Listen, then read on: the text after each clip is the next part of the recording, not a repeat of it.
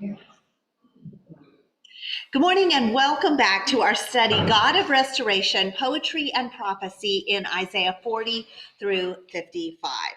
And today we are in maybe the most famous passage in Isaiah. We're in Isaiah 53, and we'll take the last three verses of Isaiah 52. They are part of one poem that is formed by 52:13 through the end of 53. And so this passage is so well known and so heavily quoted in our New Testament. But before we start, let's review our last lesson. So last week we were in Isaiah 51 and almost all of 52. And what stood out to you from that passage beginning 51:17?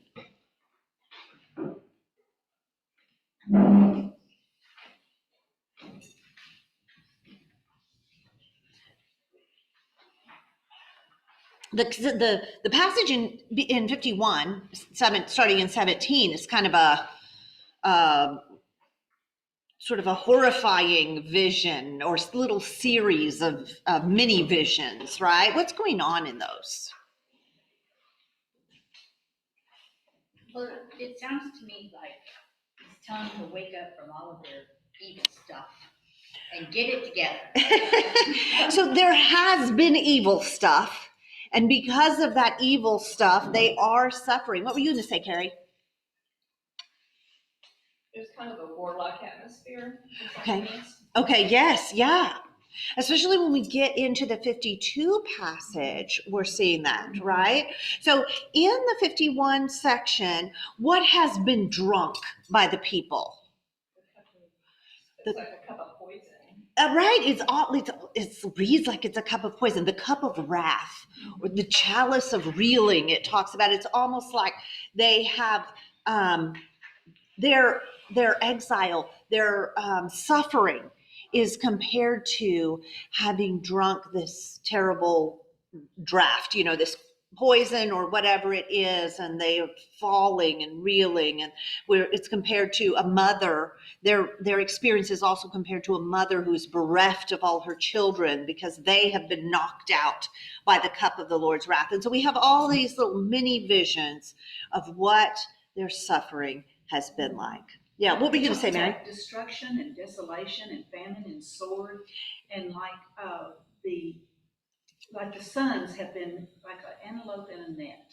Oh yeah, caught like an antelope in a net, laying just passed out, poisoned at the top of every street. Yeah, so it's very vivid.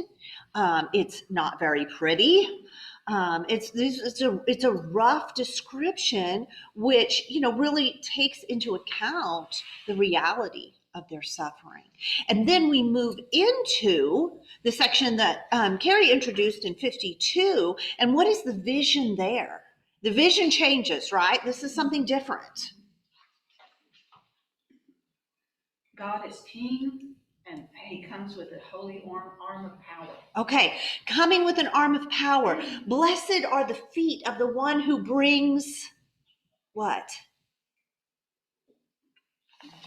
Good news. Good news, right? So it's a vision of the king coming in power, the messengers running to tell about it. The city is saved. And so this awful vision of suffering is contrasted with the vision of the rescue from that very suffering, right? So the good news is that God is coming to rescue and that God will reign as king. What? I'm sorry, I missed that. Sounds like the conquering hero.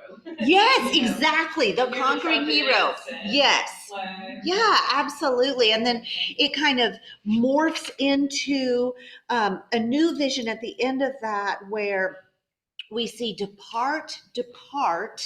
The exiles are leaving their exile and leaving their suffering, leaving their captivity in a procession, and it's orderly and it's holy. And so we saw how that was like an answer to the awful, fleeing, not defiled procession at the beginning that it was pictured in Lamentations.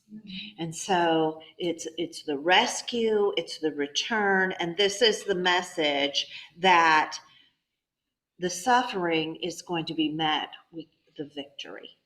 Okay. Well, defiled will not enter you again, and it says shake off the dust. Shake off the dust. So that idea of the before in the Lamentations vision, everyone was defiled. But now they are made holy and coming back. And so the city is kept holy and not filled with the defiled. Right. And shake off the dust. To sit in the dust is a sign of mourning. And so they're going to come into their rescue, their redemption with rejoicing. We saw that rejoicing and melody come in there. Okay. And so that is our immediate backdrop. We've had a lot of backdrop coming up to today's chapter, haven't we? And today's chapter is just a little different. It's a little surprising. And, I put in your study questions, if you took a look at those, that one of the challenges of this chapter, because it is quoted in the New Testament so much, because it is read in our services often. It is a theme passage, a passage that we've heard so much. So one of the challenges is to try to view it like an original reader would view it, right? How would they have taken this chapter? What would it have meant to them? What would they have been puzzled by? What would be the open questions left to them as these passages end and they're wondering what's next, right? So we'll try to do that as we go on. It's not easy because we just like, Jesus, right there, it's right there, it's Jesus, and we love that, and I think that's a beautiful and good thing. We're not in trouble for that. That's good. But we will try to look at its original context. Okay. So will someone please read 52:13 through 15? See, my servant will act wisely. He will be raised and lifted up and highly exalted. Just as there were many who were appalled at him, his appearance was so disfigured beyond that of any man, and his form marred beyond human likeness. So will he sprinkle many nations, and kings will shut their mouths because of him. From what they were not told, they will see. From what they have not heard, they will understand. Okay, thank you. Okay, we're already reading passages that are quoted in the New Testament. All right. So let's go to 13. We have an opening line about the servant of the Lord. And what do we learn? What's going to happen to the servant? Will be raised and exalted. Exalted. Okay, my servant will, I have prosper. What do you have? Raised and lifted up and highly exalted. In the first line? Act wisely. Act wisely. Okay, that's a good one. All right, so this is a word that means to be prudent, to act wisely. It's a word for prudence. So that with the idea that wisdom brings success. So a good ruler produces a good kingdom, right? If you have an organization, whether it's a family or a club or a church or a country that is led with wisdom, then that ripples outward to get to a wise result, right? Does everything always go perfectly? No, of course not. Do you have your struggles? Yes. And yet that wisdom, if the leader is wise, that wisdom carries through to a good result. So this is like, my servant will be, and this is a word used of kings when they rule well, right? My servant will act wisely and will be high and lifted up and exalted. Well, our first question might be, okay, who is the servant, right? That's how we encounter this. I think that's very natural. When the Ethiopian eunuch was reading this passage, the first question was, who are they talking about? Right? So for us, who could they be talking about? What are the choices? Israel.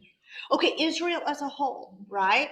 The people of Israel, because God has said this over and over. You, Israel, you are my servant. And we know that that is true. And God has not abandoned Israel as the servant, right? So this idea that maybe Israel will be exalted, and really Israel has suffered. Didn't we just look at like this appearance will be marred more than any man? Well, Israel was brought low. Weren't they just the ones reeling from the poison cup, the city bereft of her children, And so this could be Israel. And it says kings will shut their mouths, maybe stop their bragging, maybe is that expression? Because they will finally see what they couldn't see, right? What they had not been told, what they had not heard. That reminds us of the refrain in chapter 40, and we've seen it other times. Do you not know? Have you not heard? What are you supposed to know and hear from chapter 40? Do you not know? Have you not heard? The Lord. It's in your bookmarks. Check your bookmarks.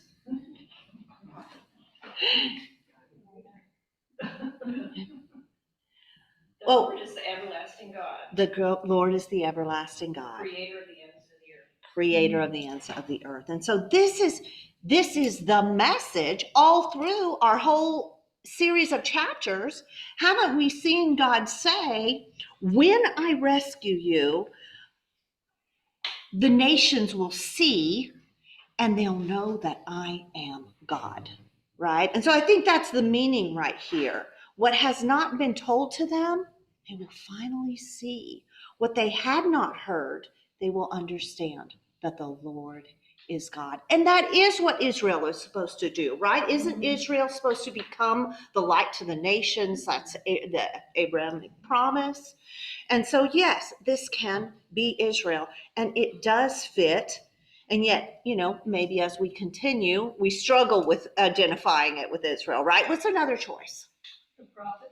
The prophet. Yes, we have seen that the prophet has been assigned a role of servant as a representative one for the many. And that has happened in previous passages. We saw that really sharply in 49, 1-6 is a good place to look at. So the prophet, the poet, this Isaiah, second Isaiah himself, right?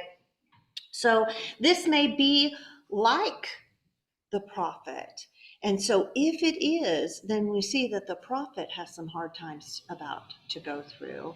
However, in the next bit, the prophet, will, as we read it, we'll sort of think about it, but doesn't the prophet sort of sound like he's speaking about it from the outside? And so we wonder, does this really fit, right? Well, there's one more very interesting thing in verse 15 that I think opens up a question that the rest of the passage answers. Okay. What will the servant do for the many nations? Sprinkle them. Sprinkle them. What is sprinkle? What does that mean? What are we talking about? It goes back to blood sacrifices. Okay. And the priest. I think exactly. Carrie said it goes back to blood sacrifice and what the priest does in a sacrifice for atonement, right? So I think this is language that comes out of the sacrificial system of Israel. A guilt or a sin offering, the blood of the offering would be sprinkled on the altar or sprinkled on the horns of the altar, we'll sometimes say. And so this must be something about the sacrificial system. And so now we're thinking, okay, so a couple of questions here. If the servant will do the sprinkling and the nations will get sprinkled, then what is being sprinkled? Where is that? What is the offering? And so this is an open question, isn't it? This opens up an idea that we have not yet met, right? Because when, God has been saying over and over, you have served your time. I'm going to rescue you. And yet, when the people turn to God, when people repent in the sacrificial system, what are they supposed to do? What do they do when they're guilty? Offer a sacrifice. And so, yes, God has promised this forgiveness, but where is the sacrifice? There is a step in the process that has not yet been addressed by any of these chapters, right? The sin, so the principle of the sacrifice, the animal sacrifice, right, is that they bring a lamb, a bull, doves, depending on the situation, depending on the sin and the financial situation of the offerer, right? Different things. But every time it's an animal without blemish, right? Go ahead. The footnotes in my version replace sprinkle with startle. What? Okay. Startle? So that is a speculation. Startle is one letter off. And so what we're doing, okay, so what happens is we go through this and we read sprinkle and we go, that's weird. And so some commentators have gone, I feel like sprinkle fits there. Do you think they got one letter off and they really meant startle? And so that has been a question many times. Did they meant startle? But it's that the question is because sprinkle is surprising. And I think that sprinkle being surprising is kind of the key that sort of opens up the rest of the passage. Go ahead, Carrie. I forget where I was reading it. I don't know if it was one of the references you had back to, but it talked about actually splashing. So NIV, Sprinkle, it was like, you know. well, it's the same word in the Hebrew. The NIV translates it sometime as splashing and sometime as sprinkling, but it's the same word. It's very different That I do too, and that's why I don't care for that translation, because it implies a different volume, right? Right? Like it's like the bucket versus the bits, but it is the same word in Hebrew. So when it goes to splashing, it's still the same word for sprinkle. And that's why in your study notes, I actually put the NASB of verse 9, I think it was Leviticus 5:9 in there, is because the NIV uses splash there, but it is the same word that's here, the word for sprinkle. Yeah. Yeah. In the chapter, it does. In verse 9, it goes to splash. Well, and you may have so there's a difference between NIV 1984, and so you may have the older, and I didn't check.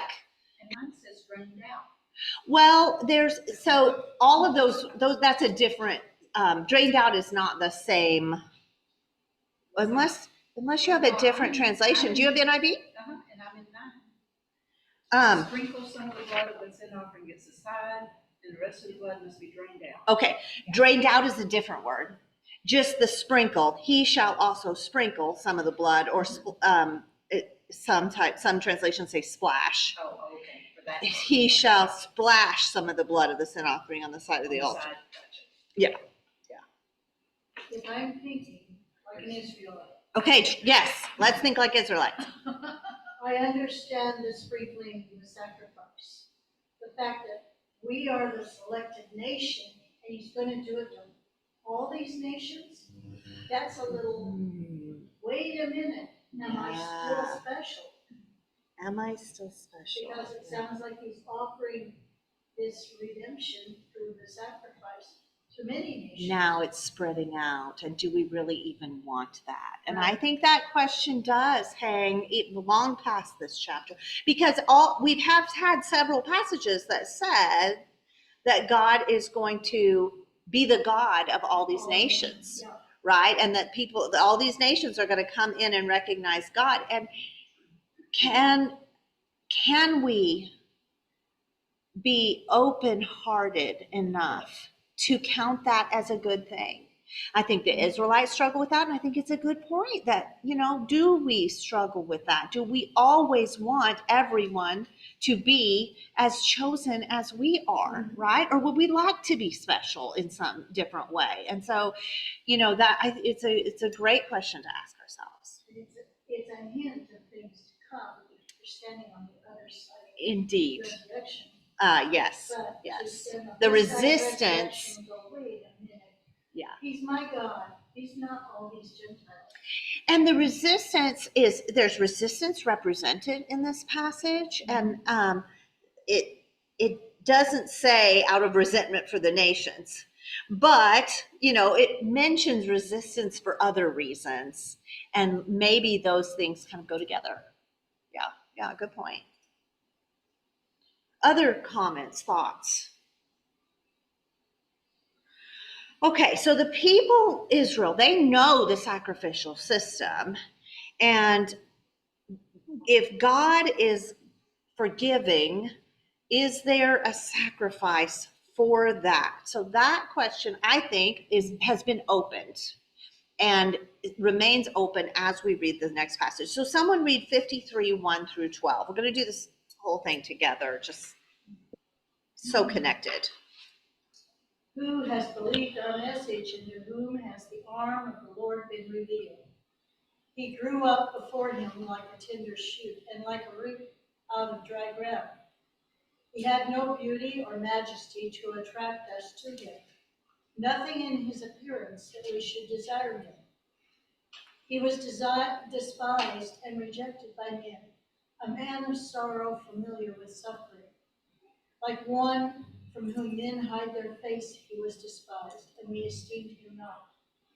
Surely he took up our infirmities and carried our sorrows, yet we considered him stricken by God, smitten by him and afflicted. But he was pierced for our transgressions, he was crushed for our iniquities. The punishment that brought us peace was upon him, and by his wounds we are healed.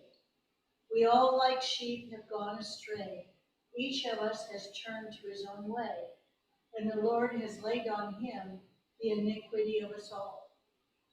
He was opposed and afflicted, yet he didn't open his mouth. He was led like a lamb to the slaughter, and as a sheep before her shearers is silent. So he did not open his mouth. By oppression and judgment he was taken away, and who can speak of his descendants? For he was cut off from the land of the living. For the transgression of my people he was stricken. He was assigned a grave with the wicked and with the rich in his death, though he had done no violence, nor was any deceit in his mouth. Yet it was the Lord's will to crush him and cause him to suffer. And though the Lord makes his life a guilt offering, he will see his offering and prolong his days, and the will of the Lord will prosper in his hand. And the suffering of his soul he will see the light of life, and be satisfied by his knowledge of my righteous servant will justify many, and he will bear their iniquities. Therefore, I will give him a portion among the great, and he will divide the spoils with the strong, because he poured out his life unto death, and was numbered with the transgressors. For he bore the sin of many, and made intercession for the transgressors. Oh, thank you so much.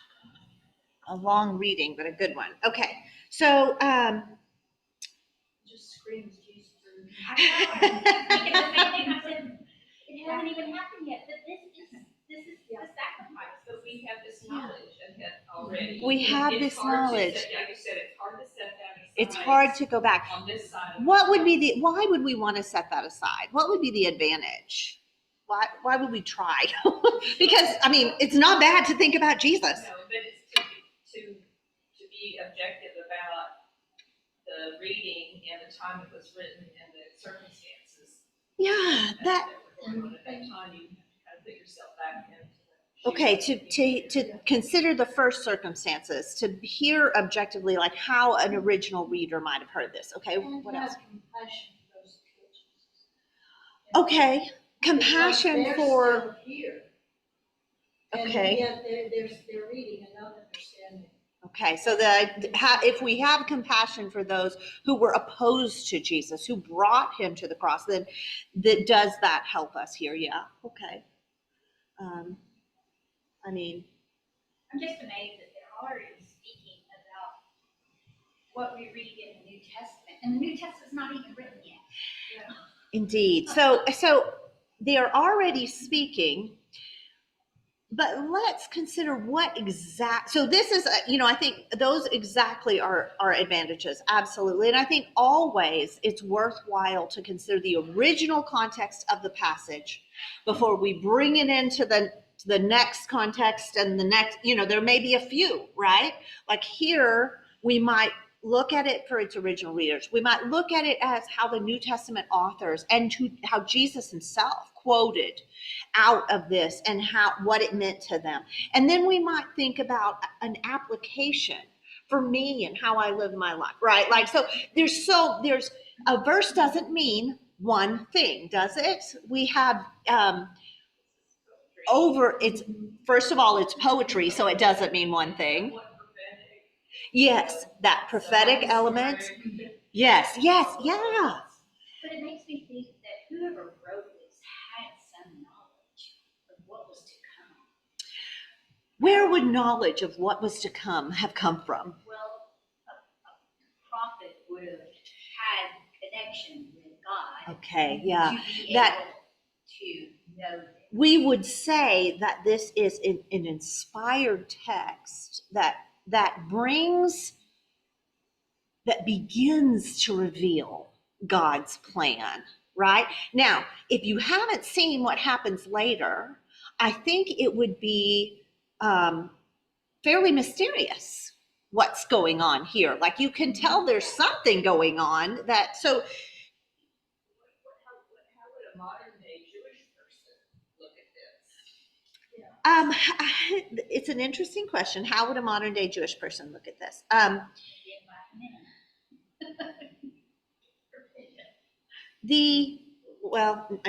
we're going all out of order, so y'all will have to let me go back and figure out what we said and what we haven't in a minute, but let's talk about this.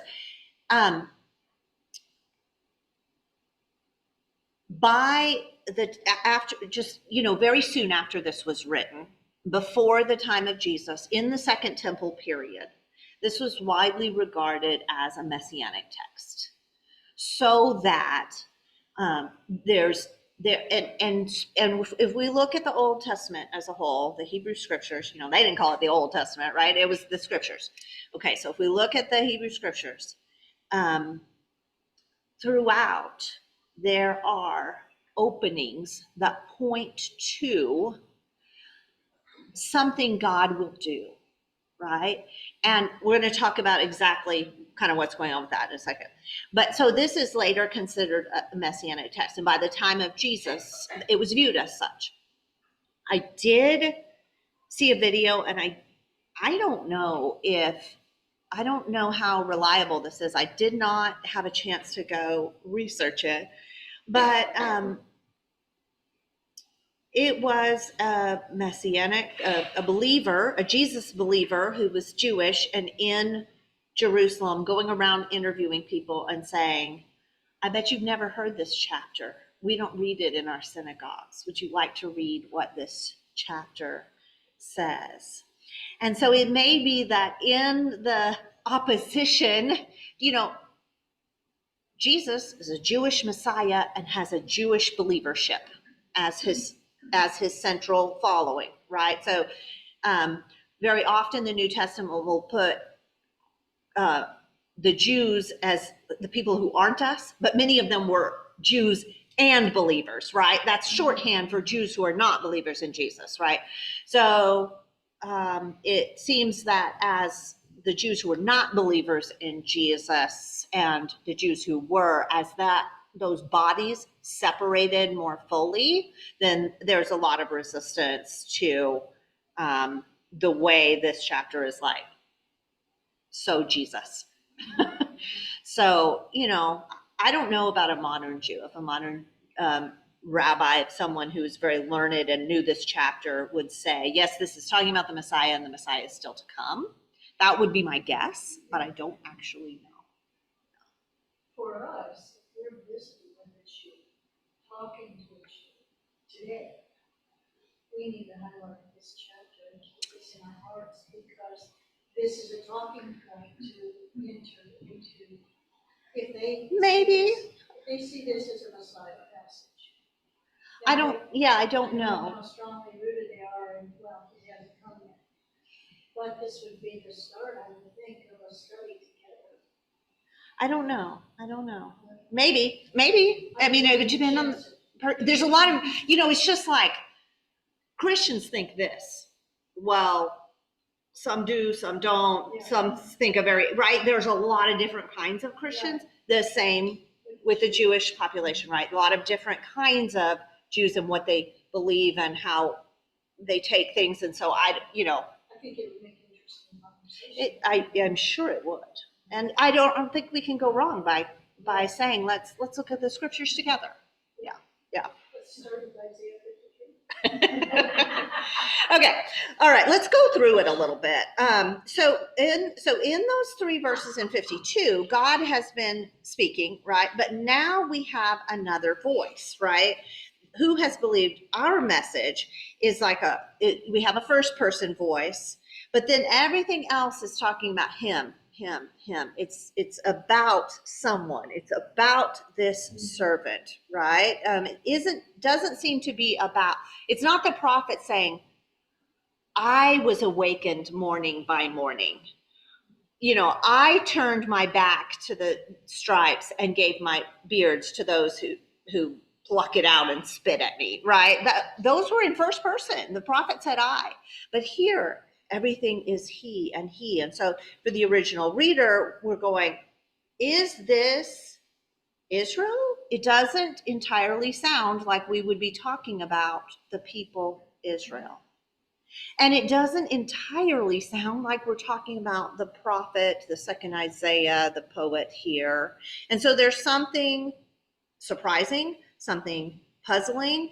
And this person also seems to be, look at this in verse 1. To whom has the arm, what's the arm of the Lord mean? Power.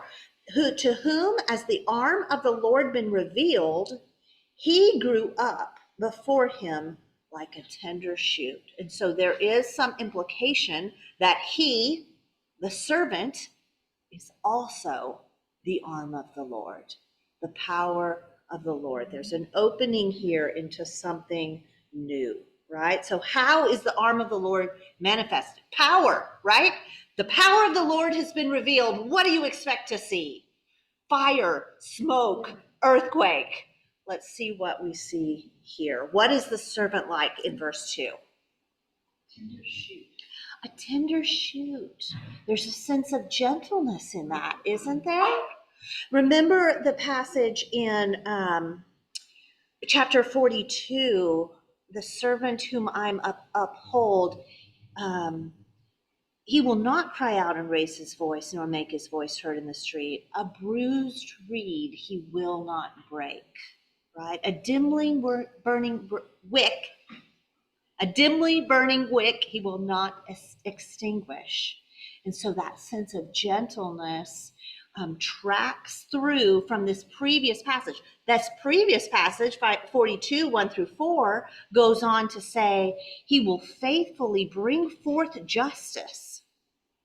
So he will not be disheartened or crushed until he has established justice in the earth. And we said when we studied 42, that sounds like too tall an order, too high a goal for just Israel or the prophet. We think there's something else going on here. And I think that applies here in 53 as well. Like a tender shoot. What else is the prophet like in verse 2? A root out of dry ground. I think this is pulling on the idea in 11:1, which is, then a shoot will spring from the stem of Jesse, and a branch from his roots will bear fruit. Who's Jesse? It's in the genealogy. It's in the genealogy. He's right before a very important king, David. David's father is Jesse. And so a root of Jesse is what? That's in the lineage of kings. Right? Someone who's a descendant of David, right? Someone who's in the lineage of kings, someone who can inherit the kingship of David, which should be forever. And so we have this servant as a root out of parched ground. And yet, is he majestic? Is he kingly? What is he like? Nothing in his appearance that we should desire him. Yeah. Deanna, I see this also as it could apply to Israel itself. Because it came up like a tender shoot, starting with just one family. Like a root out of dry ground came out of the deserts of Egypt. Had no beauty or majesty, nothing that we should desire him, nothing in his appearance. A small country. God said, I didn't choose you because you were big and powerful. I chose you because you were small and insignificant. Yeah. And despised and rejected. Yes. So, You know, so it could yeah. also be Israel itself. It could also be. There is some, and to understand, and as they are, if they're despised, maybe that is a representation of their captivity and their, being trampled on by these nations that take them. And so, yeah, we can look at it that way. And I think they would have. And I think there's some truth to it too, right? It doesn't just mean one thing. And so there is some truth to Israel being this way. Yeah. All right. So, not attracted to him. He is instead despised, right? Why is he despised? What's to despise?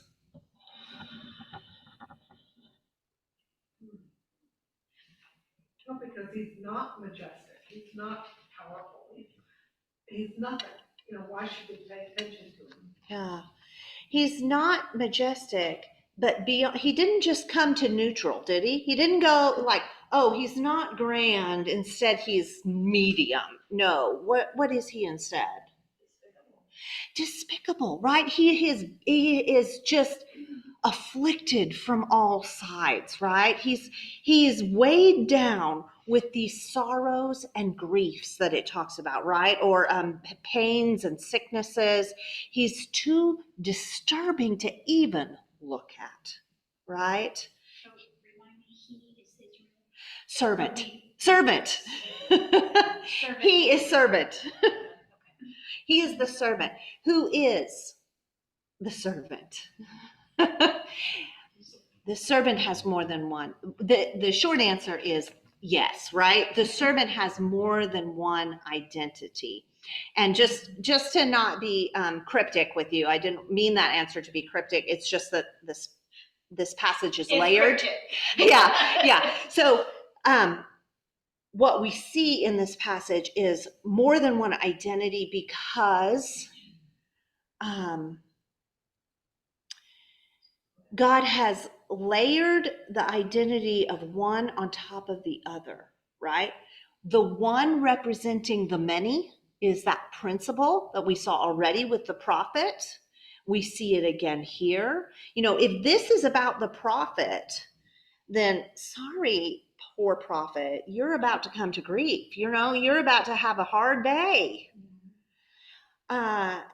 And so you could take this whole thing as the prophet becomes martyred and then is revered, lifted up, like well regarded for his martyrdom after his death, right? You could take this whole passage that way.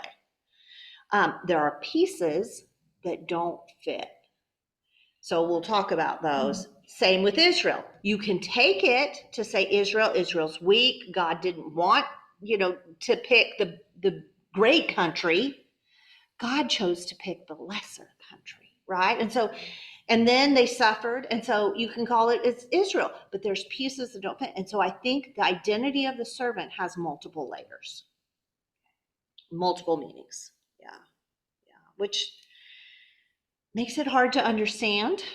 And so that's why we're glad we have a lot of New Testament interpretation of this passage. Yeah. Okay, so he's so despicable. He's weighed down by all these afflictions. He's so afflicted that we think he must be a bad person, right? Must not be worthwhile. He's too downtrodden, right? And we don't think that way anymore. I think, like that the ancients viewed like if someone looked good, then they must be good, but we don't think that way. But we kind of do, don't we? Well, there was a Yeah. concept of illness was a result of sin. Right, and we definitely try not to think that way. Yeah. And yet, when we see someone who is without a home, dirty, without sound mind, we don't think, man, that must be an upstanding citizen. We have a hard time with that, don't we? We think this way as well. And so this person is considered to be smitten by God, right? Afflicted by God. So now beginning in verse 4, we're starting to get to some of the things that don't fit. Let's talk about that. What do you see there in verse 4? Okay. Why is the servant so disfigured and afflicted? What's happening to make him so? He took on the pain of everyone and was punished by God. For whose errors? Forever. Right. This idea that he's not weighed down by his own sorrows, but weighed down by ours. The servant is bearing our sorrows, our griefs. More Jesus, right. Where else in the passage do you see this idea that the servant bears sins, griefs, illnesses that are not his, but rather ours? Well, in verse 5, he was pierced for our transgressions. For our transgressions, for our iniquities, it goes on. Yes, yeah. And we are healed down here in the next line. By his Okay. wounds, yeah. That we are healed by his wounds. By his wounds we are healed, right? This is a slightly different idea, right? We've gone one step further there to say he is not just crushed, he's actually doing something by being crushed. So hold that thought, right? It's like the servant accepting these griefs will accomplish something, right? Because would that always be a given, right? If you take on someone else's sorrows, do you necessarily accomplish something by it? Well, not maybe necessarily, but this is saying that yes, he is. So hold that thought. What about in verse 6? What else do you see? It reminds me of the one sheep. By the way, we are all like sheep and have gone astray.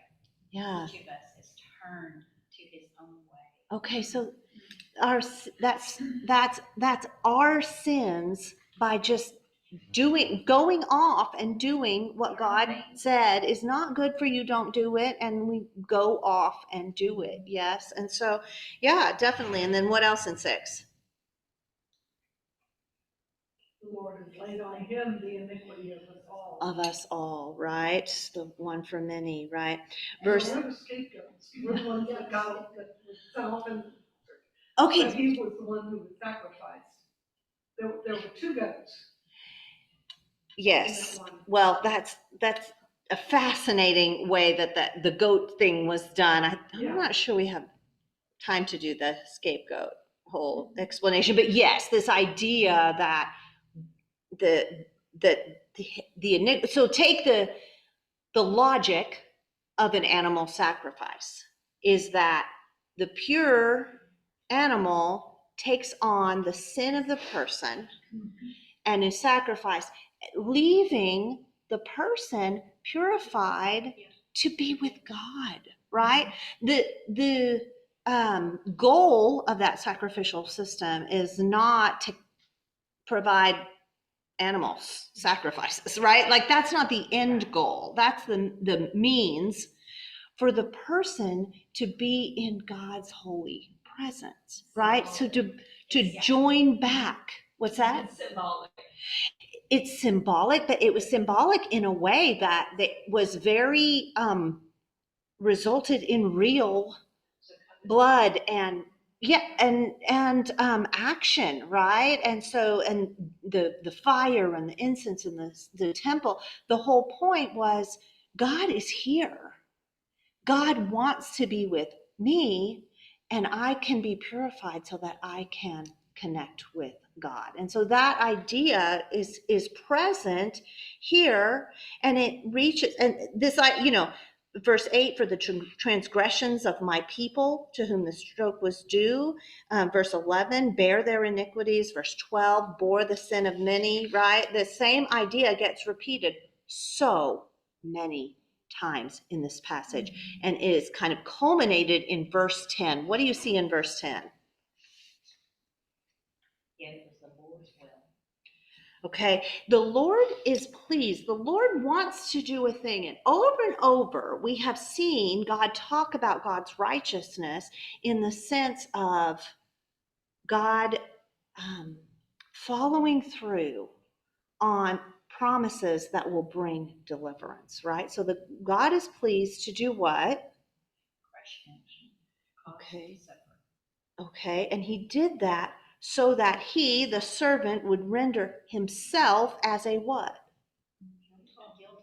A guilt offering. So that question of what is the offering, that opened in 52:15 is like, oh, the guilt offering is the servant himself. Now this is weird, right? This is puzzling because offerings were never people, right? In the surrounding nations, they would offer children as sacrifices, and that was always considered an abomination before the Lord, right? This is one of the things that they did that got them in so much trouble and why the priests were guilty of bloodshed.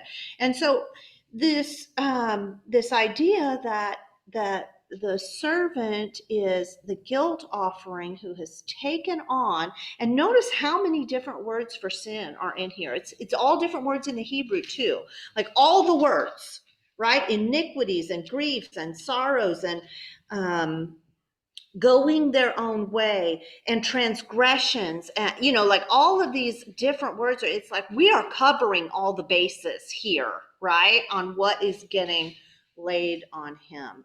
A little bit of legalese almost. Okay, You have to have say more. all of the various things. Okay, make sure we don't have a misunderstanding. That's Right. Yeah. Right.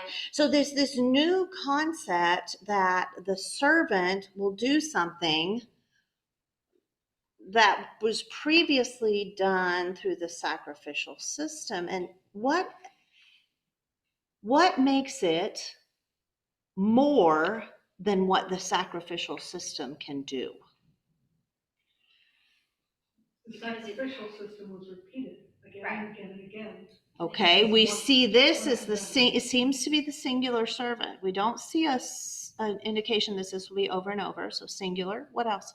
The Lord is making him the guilt offering here, right? Rather than the people making the offering. Okay, the Lord is making the offering, and who is?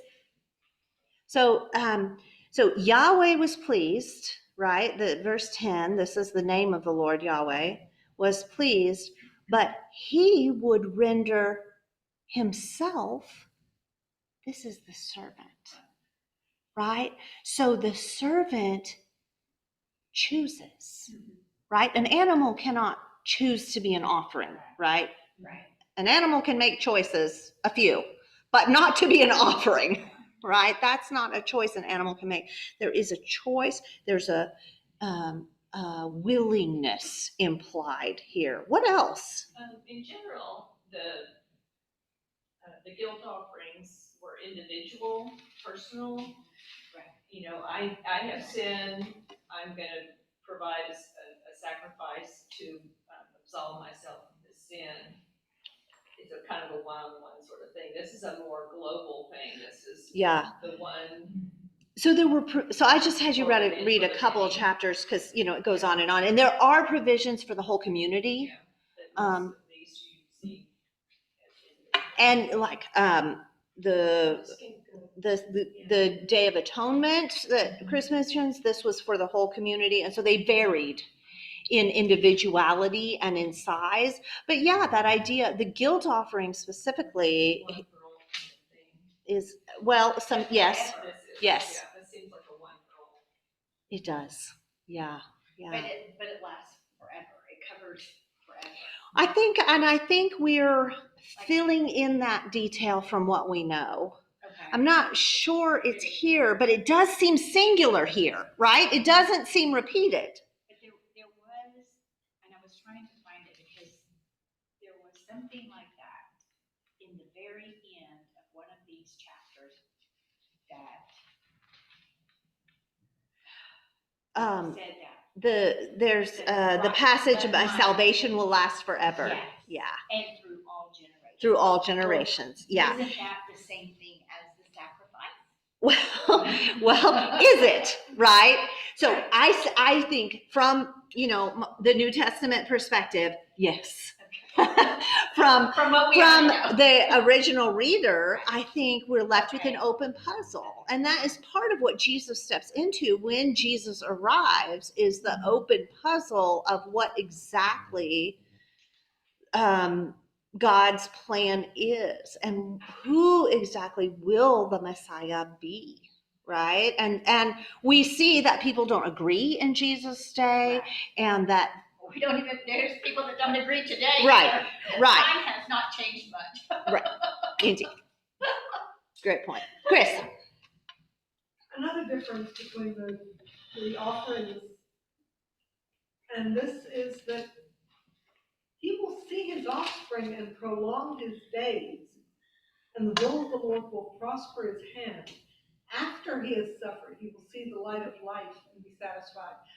Because the animals didn't do that. Yeah, how do you be an offering and then prolong your days? Right. Yeah. How do you do that? This is another open puzzle that Jesus would have to say. Now, in reference to Jesus, we can answer how to do that, right? But it opens a question, right? Here's another one. What does he do? What verse is this? Where's the word interceded? Someone find that. He intercedes. At the very end of 53, maybe? Yes. Yeah. Oh, the last line. No wonder I didn't write it down. Okay. Does the offering intercede for those it's offered for? No. And yet here the servant is both the priest who offers the offering itself and the intercessor afterwards. And so it's more, right? It's a role of priest or prophet as intercessor for this servant who is also the offering, right? And then one more thing, you can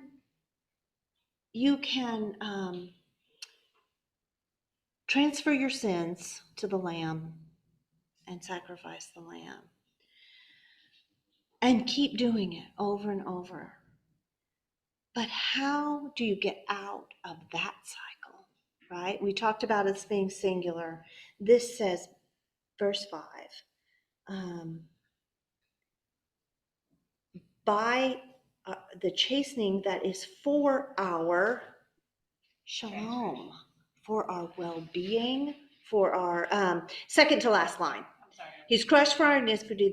The chastening that's for our shalom fell upon him, and by his scourging we are healed, right? And so this idea that the servant can bring something more, some more permanent healing, some more well-being, wholeness, shalom into the community is also sort of this tantalizing thing that is on offer, that it will be more than it has been in the past, right? Because God has always said, yes, I'm about to rescue you. You have drunk the cup of wrath. You have suffered in exile. I am ready to rescue you.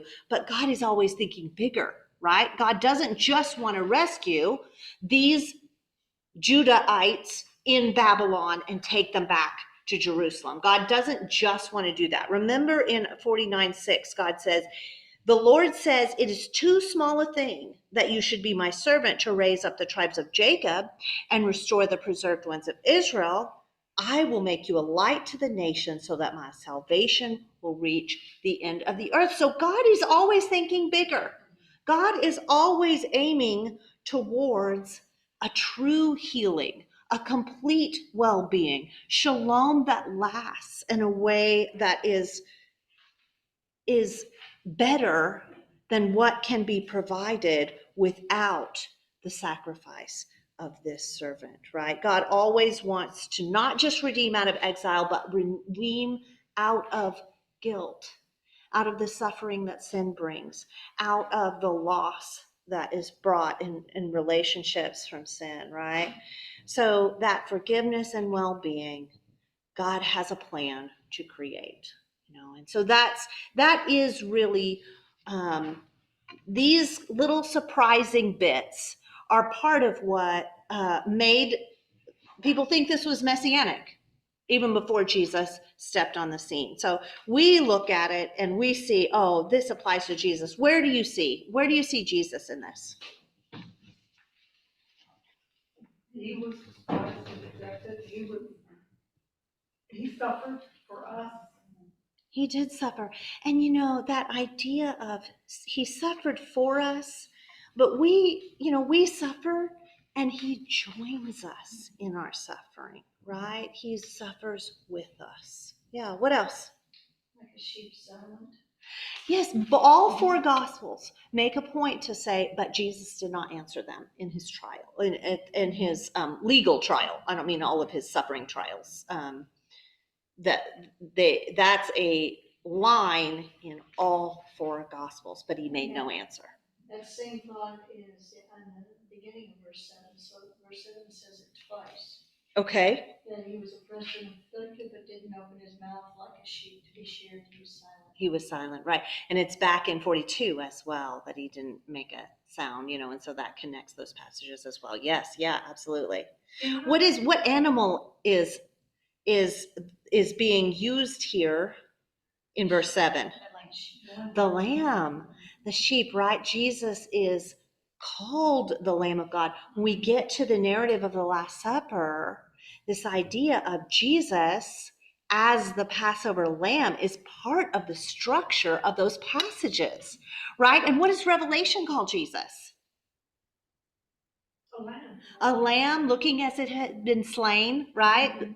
Blessed are those who are invited to the banquet supper of the Lamb. Yeah, so that idea of Jesus as a lamb comes through. Yeah. What else, Chris? These overabundant blessings remind me of a line in the 23rd Psalm. My cup overflows. Because God doesn't do things by halfway measures. When he wants to give a blessing, he's going to give it everything he's got. And he's got a lot more than we do. So, yeah, our cups are going to overflow. Yeah, yeah. What else? Where else do you see Jesus in this passage? This one is heavily quoted, right?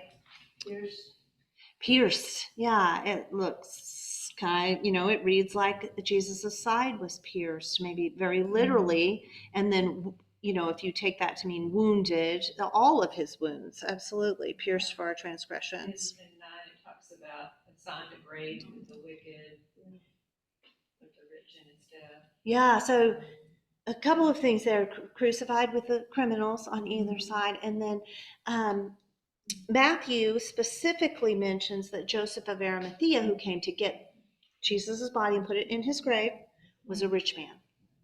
Yeah, so I think Matthew is intentionally tying in here. Yeah. Let's see. How about what happens after the Jesus original, after the sacrifice? What happens at the end? Now, in our passage, this is a poetic arrangement, right? We have the first three verses and the last three verses talk about what happens after the sacrifice. What then? Give him a portion among the great. A portion among the great. He is high and lifted up and greatly exalted. He is allotted a portion with the great, right? And this is, we see this sort of pulled on in Philippians 2, right? Therefore, he was exalted to the name that is above every name, that at the name of Jesus every knee should bow. So there's a therefore, just as there is in verse 12, Jesus is exalted. Paul quotes 52, the last two lines of 52:15, to say what had not been told them, they will see, and what they had not heard, they will understand, to mean that the nations will get to learn the gospel when they hadn't heard it before, which is, it fits here, but he's also extending the meaning here, I think. Let's see, verse 1, who has believed our message, and to whom has the arm of the Lord been revealed? John quotes this passage in John 12:36 through 38. He says, these things Jesus spoke, and he went away and hid himself from them.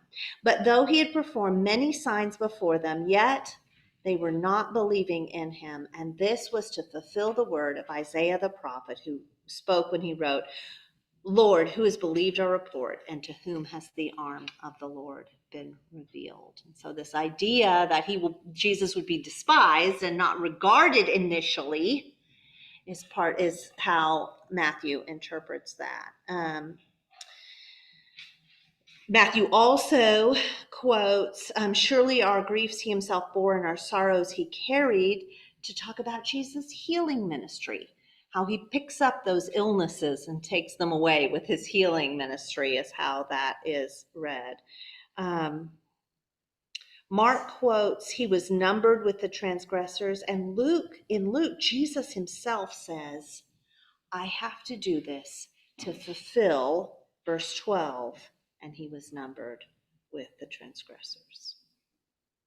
So Jesus himself says, I am fulfilling the person in this verse. Mary, go ahead. So getting back to Israel, this is so clearly messianic to us. To us, What yeah. would they have thought all this applied to? Yeah, I think, what would they have thought all this applied to? What are y'all's thoughts? Well, if they're mostly Jewish, they're still waiting for the Messiah to come. Yeah. Do they And think so- it's prophetic? They did. They thought, as Jesus is appearing on the scene, the rabbis thought that this was messianic material. And I think that this is, so I'm going to give an opinion, and not everyone agrees, but I do think it's borne out by a lot of people agreeing. The Old Testament, the Hebrew scriptures end with an open question of, so what next? Because there are these promises where God says, I myself will shepherd my people, the heir of David will shepherd my people. And you go, how is it both the heir of David and I myself? How is that going to be? And do we have a king yet? We've had some kings. They didn't work out very well. Some things went wrong. We still have had some problems. Has it happened yet? I don't think it's happened yet. Right? So we have all of this. That was from Ezekiel. But this idea, I will give you a heart of flesh and take away your heart of stone. Well, how does that happen, and when does it happen? What about this passage and the other bits of the servant that are sort of leave these open questions, where the servant will take on the sins and provide healing and then be exalted? Well, has anyone done that yet? Can what Israel has gone to be said to have done that? And so this studied idea of the time is that there's a Messiah coming. That's why people were excited when Jesus, they're like, we think we found the Messiah, make him king. Let's put him on the throne. We're ready, right? So that we can see by some of their reactions to Jesus, and other people saying, no, the Messiah isn't going to be like this, he's going to be like that. That there is an expectation, right? I think the Hebrew scriptures end with an open question of what will fulfill this expectation. And so this passage really leaves that open question. Yeah. And we would take it and we would say, and so beautifully and perfectly, Jesus answers with everything he is and everything he does, right? We see, I think that God is beginning to unveil God's ultimate plan for salvation here, right? A salvation that rescues from exile, but also brings healing and wholeness, right? So that God in the person of Jesus is the person who actually does this. And I think we can hear Peter's opinion about this chapter in his kind of summation of the gospel in 1 Peter 2. Listen to this. For you have been called. Peter has been giving practical instructions for Christian living. He's like, do this and don't do that, ending with the possibility that they're going to suffer for doing right. And suffering for doing right is the line that he then says, for you have been called according to this purpose. For Christ also suffered for you, leaving you an example for you to follow in his steps. He who committed no sin, nor was any deceit found in his mouth. Peter quotes from verse 9. And while being reviled, despised here, he did not revile in return. And while suffering, he uttered no threats. Verse 7. But kept entrusting himself to him who judges righteously. A key word for Isaiah, is it not? He himself bore our sins. That's in multiple verses, isn't it? In his body on the cross, so that we might die to sin and live to righteousness. That key word again. For by his wounds you were healed. Verse 5.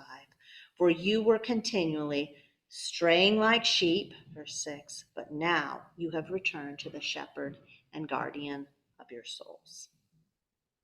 We can really hear how Peter connects, as do I think all the other authors of the New Testament, connects Jesus to this passage. Well, this has been a great exploration. Thanks for your discussion, for all of your comments. It's a puzzling passage, and it's original.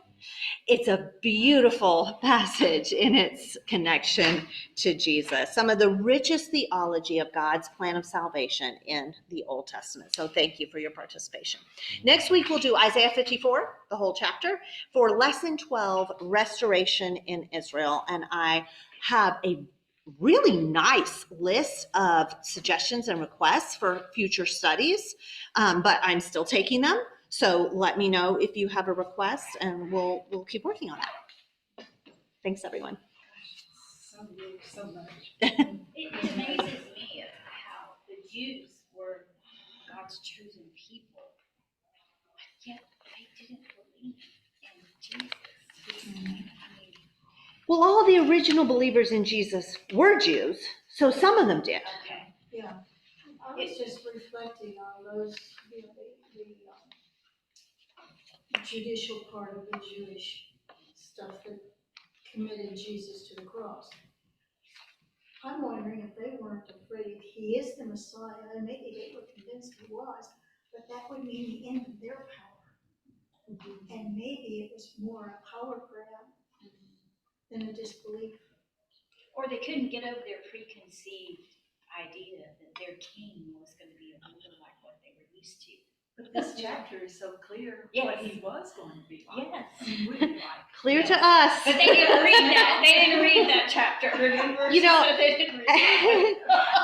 They also didn't read the parts where God said you're gonna be a light to the nations. They wanted to hear that. Maybe they didn't read a lot of it. Right. I don't even know if that's true, but that was about modern times, and I didn't verify that it was true. So I probably shouldn't have mentioned it, but It's okay. It I do probably is think- true. power is always It always calls, it always pulls to us. And what did Jesus' sacrifice mean, and what would it look like, and what does being exalted look like? Because the exalted power part is part of it too. It just looked different than I think anybody could have expected. Jesus' exaltation. Thank you, y'all. Let me read to you something I got from Pam about her friend Judy Hill.